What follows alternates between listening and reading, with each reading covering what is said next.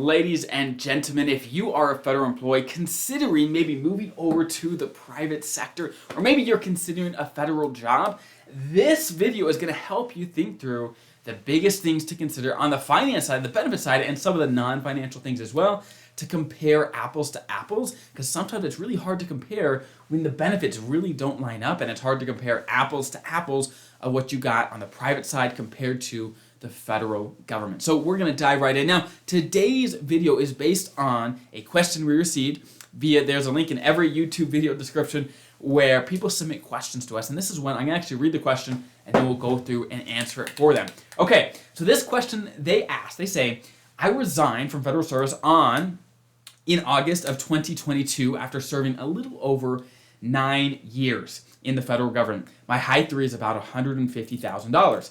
I was striving for MRA plus 10, but fell short by 9 months after falling out with my supervisor. I decided my mental health and family were more important, so I resigned. I'm wondering if it would benefit me to go back into the federal government so I can get over the 10 years in the government and be eligible for federal insurance.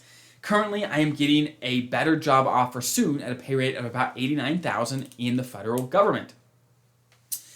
I also have an offer from a company that's considerably more than the $89,000, but it would require me to go into the office every single day. Okay, so now that we have a frame of reference of what this person is dealing with, long story short, they almost did 10 years in the federal government. They left, they resigned, and they're now deciding, should I go back to the federal government to a lower paying job? Before they were getting paid about $150,000.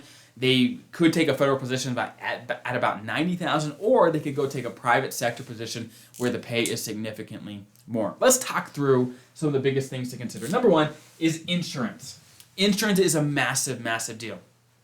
If you're eligible to retire with the federal government and you're fully eligible, you can get health insurance, you can get life insurance, you get dental vision. There's a bunch of things. Now, health insurance is really the one that is the most valuable for most people because the government pays about 70 to 75% of the premiums for all federal employees and federal retirees as long as you're eligible. So that is a huge thing, and it allows you to retire most often before 65. And most people on the private sector, they often keep working till 65 plus to be able to get on Medicare. So having the insurance side is a massive deal on the federal side. Okay? Next is your pension.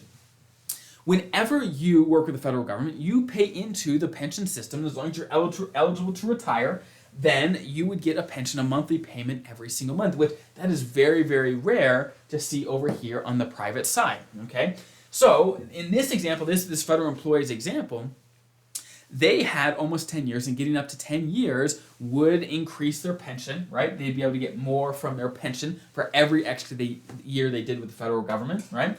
And one thing, of course, we don't know is this person's age, exactly where they are and how much longer they'd have to work to get insurance and pension. But those are some of the big factors when thinking about the federal government. Those are huge benefits that the private sector really has a hard time trying to replace. Okay. Now, one thing that is also huge is the security of a federal position. Now, I can't speak to every agency and every position out there, but generally speaking, once you're a federal employee, you're a federal employee until you don't want to be a federal employee, right? Now, there's some exceptions. There's some jobs, like, let's say, firefighters, where there is a date where you got to get out, right?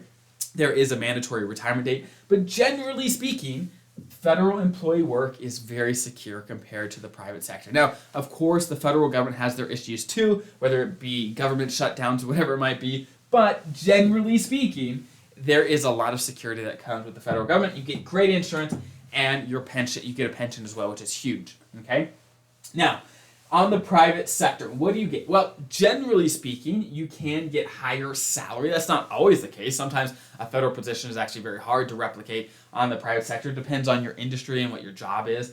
But generally speaking, the salaries tend to be better because they're not having to fund, let's say, your pension, or they're not having to fund insurance in retirement. So therefore, they put that extra money into your pay.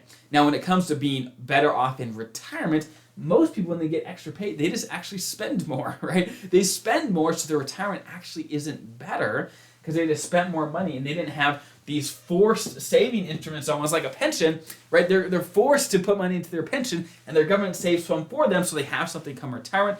over here, when you just get higher pay, it takes more discipline on your side to make sure you're going to be okay with retirement. It's not as set as it is over on the federal government side. Okay, on the federal government side, isn't it completely set? You still have to stay into the TSP and do these things to make sure you're going to be okay, but it's certainly way less set on the private sector, generally speaking. Now, some private employers do have pensions. It's just very rare. It's very rare. Okay.